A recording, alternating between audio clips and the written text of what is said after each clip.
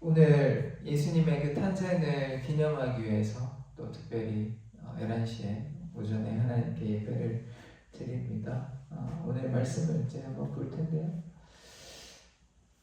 제목 한번 다 같이 읽어볼까요? 시작! 약속된 메시아. 다시 한번. 약속된 메시아. 메시아가 어떻습니까? 약속되셨죠. 예. 그러니까 구약이죠. 옛 언약 아닙니까? 새로 약속이 이제 또 갱신되니까 새로운 약속, 신약 아닙니까? 그러니까 성경이 메시아에 관한, 다른 말로 예수 그리스도에 대한 말씀이 성경의 가장 핵심을 뽑으라면 무엇입니까? 예수 그리스도, 다른 말로 메시아, 메시아에 관한 복음. 그러니까 성경이 한마디로만 얘기하면 복음이죠. 성경이 복된 소식 아닙니까? 그 복된 소식은 무엇입니까? 예수께서 메시아가 된다는 것이죠. 우리가 성탄을 기념하는 이유가 무엇입니까? 그런 아름다운 트리가 있으니까, 예쁘니까, 그냥 노니까, 휴일이니까 그렇게 좋아하는 겁니까? 아니죠. 메시아가, 약속된 메시아가 2000년 전에 이 땅에 오셨다는 것이 우리에게 너무나 즐겁고 기쁜 소식이기에 우리가 그날을 기념하며 즐거워하는 그런 날인 것입니다. 그래서 약속된 메시아를 우리가 반갑게 반겨드리고, 또한 다시 오실 메시아, 예수님께서 승천하실 때 다시 오겠다고 말씀하셨죠. 그 재림의 예수를 기다리는, 그래서 그 약속이 성취가 되었고 또 다른 약속, 예수님이 오실 거라는 것을 우리가 기대함으로 오늘 예배를 드림을 믿습니다. 아멘. 자, 약속의 말씀은 구약에 여러 가지 말씀이 많이 있죠. 오늘은 창세기 위주로 볼 텐데 이사야, 예레미야, 에스겔, 시편에까지 하나님의 그 약속의 말씀, 메시아의 그 예언의 말씀이 많이 담겨져 있습니다. 그 와중에 미가서도 있고 다른 말씀도 있지만 오늘은 창세기 위주로 좀 보려고 합니다. 자, 이미 보았던 말씀인데요. 창세기 3장 15절의 말씀, 내가 너로 여자와 원수가 되게 하고, 여기서 너는 뱀을 가리킵니다. 내 후손도 여자의 후손과 원수가 되게 하리니 여자의 후손은 내 머리를 상하게 할 것이요. 그러니까 예수 그리스도께서 사단의 머리를 상하게 하는 것이죠.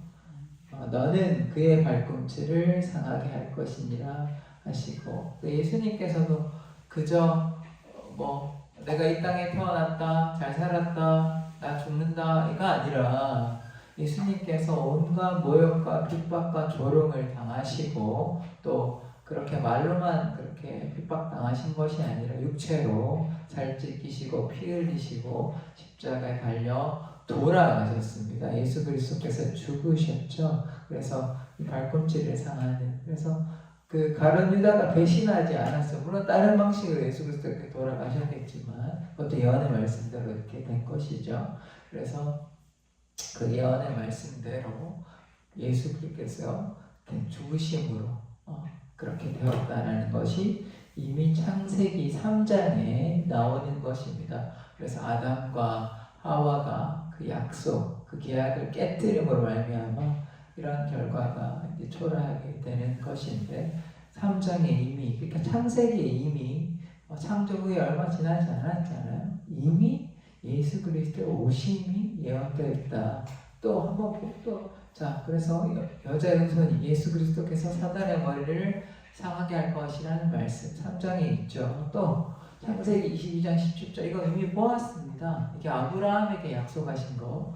자, 내가 내게 큰 복을 주고, 하나님께서 아브라함에게 큰 복을 주고 내 씨가 내 후손이 크게 번성하여 하늘의 별과 같고 바다의 모래와 같이. 하늘의 별이 많잖아요. 그다음에 바다의 모래가 많잖아요. 아브라함의 후손이 많아질 것이라고 하나님께서 그렇게 복을 주셨습니다. 그래서 근데 제일 밑에 보면 이게 주목해야 될 말씀인데, 내 씨가 내 후손이 그 대적의 성문을 차지하리라. 다른 말로 아브라함의 후손 곧 예수 그리스도가 그 대적의 성문을 차지하리라, 정복하리라. 그러니까 창세기 3장의 말씀과 창세기 22장의 말씀에서 예수 그리스도께서 적을 처치할 것이다, 적을 무찌를 것이라는 말씀이 나온다는 것입니다. 그러니까 창세기가 그저 창조에 관한 이야기만 나오는 것이 아니라 이미 예수 그리스도께서 어떻게 하실 거에 대한 그 복음이, 예수 그리스도께서 어떻게 하실 거에 대한 말씀이 이미 언급되어 있는 것이죠. 그래서 아브라함의 자손이 예수 그리스도께서 사단의 왕국을 정벌하실 거라는 것이 이미 기록되어져 있는 것입니다. 그래서 창세 전에 이미 하나님께서 예수 그리스도를 보내실 거라는 것을 이미 계획되어진 것이죠. 왜냐하면 하나님께서는 우리를 구원하시고자 작정하시고 예정하셨기 때문입니다. 좀 더 적극적으로 보면 하나님께서는 아담이 하와가 선악과를 따먹을 걸 다 알고 계셨어요. 그래서 예수 그리스도께서 이미 이 땅에 오실 게 예정되어 있었다는 것이죠. 자, 사도행전 26장 18절 보십시다. 그 눈을 뜨게 하여 어둠에서 빛으로 사단의 권세에서 하나님께 돌아오게 하고 제사함과 나를 믿어 거룩하게 된 무리 가운데서 기업을 얻게 하더이다. 즉 예수 그리스도를 믿음으로 어둠에서 빛으로 옮겨지고요. 또 사단의 권세에서 우리가 진노의 자녀, 사단의 자녀였는데 이제 하나님의 자녀로 다시 돌아오게 되고 또 죄사함 받아야 구원받을 수 있지 않습니까? 그래서 나를 믿어 거룩하게 된 무리 가운데서 기업을 얻게 하리라 하더이다. 하나님을 믿음으로 하나님의 그 기업을 받는 거죠. 다른 말로 천국에 들어가게 되는 것입니다. 그래서 어둠에서 빛으로 사단의 권세에서 하나님께로 나아갈 수 있게 되는 것입니다. 누구를 통하여? 예수 그리스도를 통하여 우리는 더 이상 어둠의 자녀가 아니라 빛의 자녀임을 고백합니다. 자, 오늘 본문의 말씀인데요. 이사야 9장 6절의 말씀입니다. 이는 한 아기가 낳고 예수 그리스도시죠.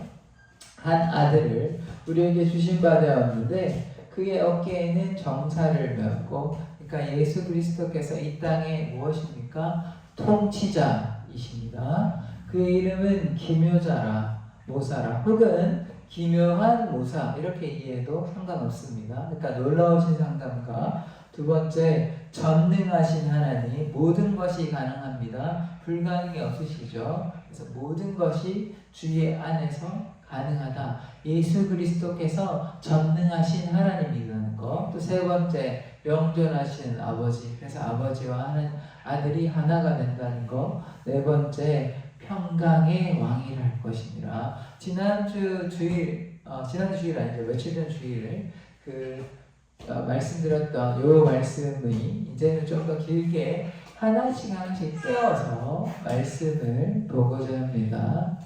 자, 첫 번째, 예수의 특성 네 가지 한번 해볼까요? 첫 번째 뭡니까?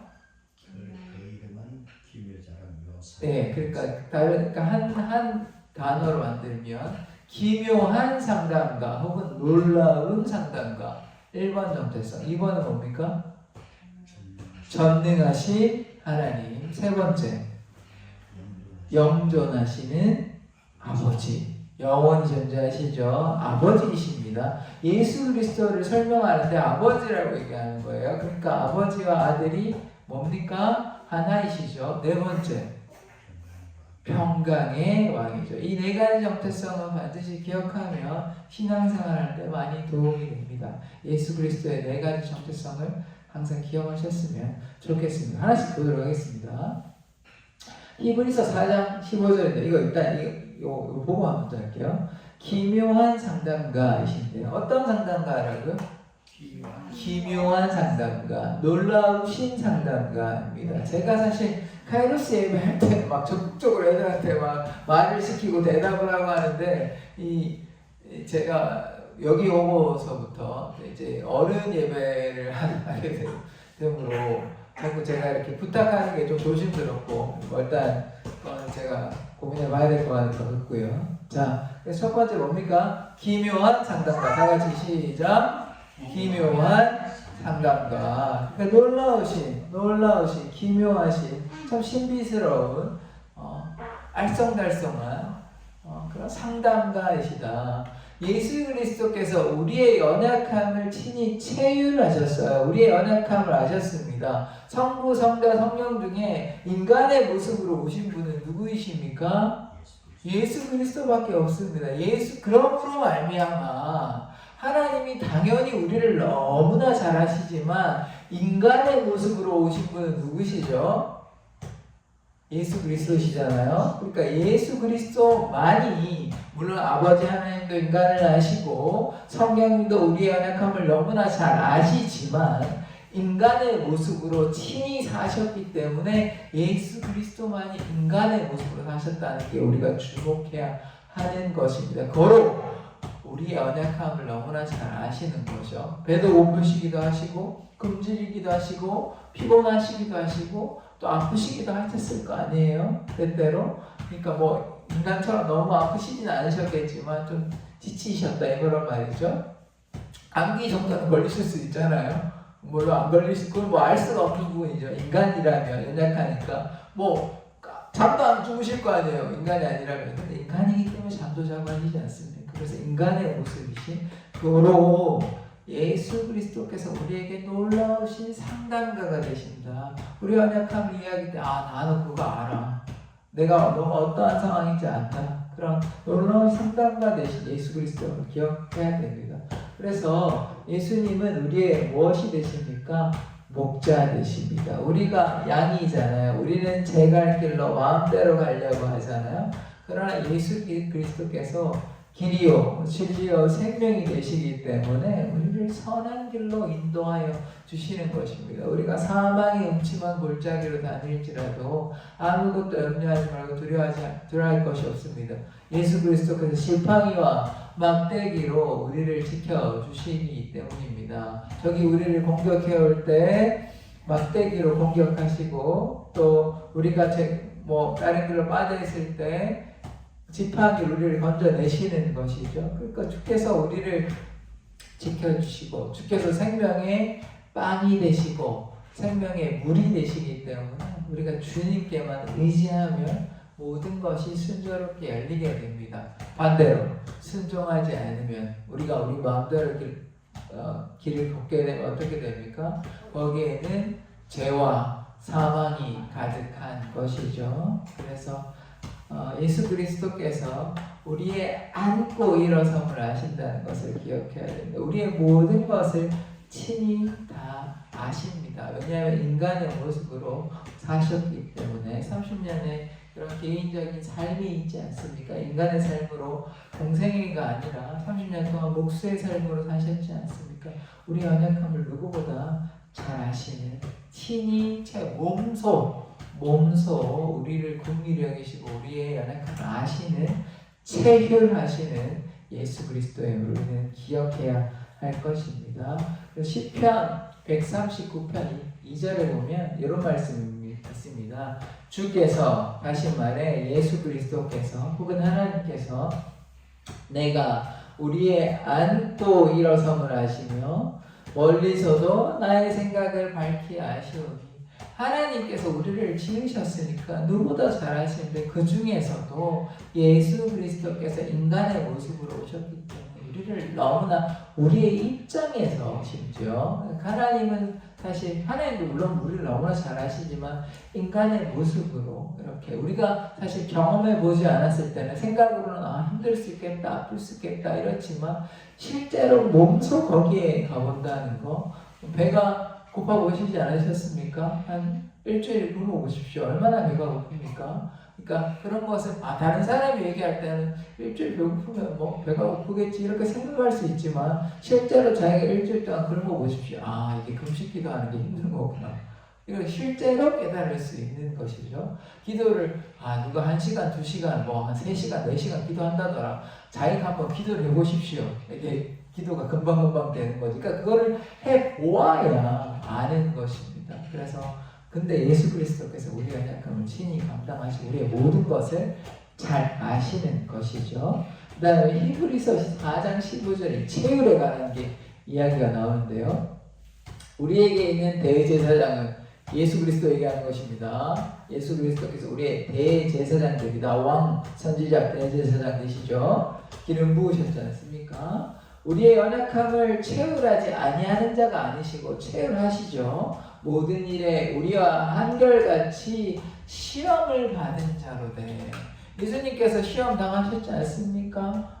떡죽게 뛰어내리라 저래라고 사단의 시험을 당하셨지 않습니까? 물론 시험에 빠지진 않으셨습니다. 예수 그리스도께서 그 시험 당하면 안 되시죠. 하나님의 아들이신데. 그러나 어땠습니까? 인간의 연약함이 예수님에게 없었습니까? 있었죠. 그러나 그 연약함에 노출이 되거나 죄에 빠지진 않으십니다. 왜냐하면 하나님의 본체이시기 때문에 하나님의 아들이기